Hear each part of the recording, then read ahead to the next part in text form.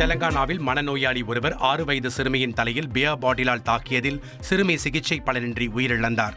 2 நாட்களுக்கு முன் வீட்டின் முன் விளையாடிக் கொண்டிருந்த சிறுமியை மேற்கு வங்க மாநிலத்தைச் சேர்ந்த மனநோயாளி ஹபனா ஹேம்ரூம் பியர் பாட்டிலால் தாக்கியுள்ளார். மேலும் அப்பகுதியில் உள்ள வாகனங்கள் மீதும் கற்களை வீசி தாக்கிய நிலையில் அங்கே இருந்த பொதுமக்கள் மனநோயாளியை பிடித்து தர்ம அடி கொடுத்து போலீசில் ஒப்படைத்தனர்.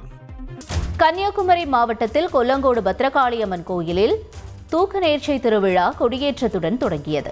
கொல்லங்கோடு பத்ரகாளியம்மன் கோயிலில் ஆண்டுதோறும் தூக்க நேர்ச்சை திருவிழா நடைபெறுவது வழக்கம். அதன்படி இந்த ஆண்டுக்கான தூக்க திருவிழா கொடியேற்றத்துடன் நேற்று துவங்கியது. மதுரை ஆதீனம் முன்னிலையில் மேளதாளங்கள் முழங்க அம்மன் அழைத்து வரப்பட்டதை தொடர்ந்து கோயில் வளாகத்தில் அமைக்கப்பட்ட கொடிக்கம்பத்தில் திருவிழாவிற்கான கொடி ஏற்றப்பட்டது.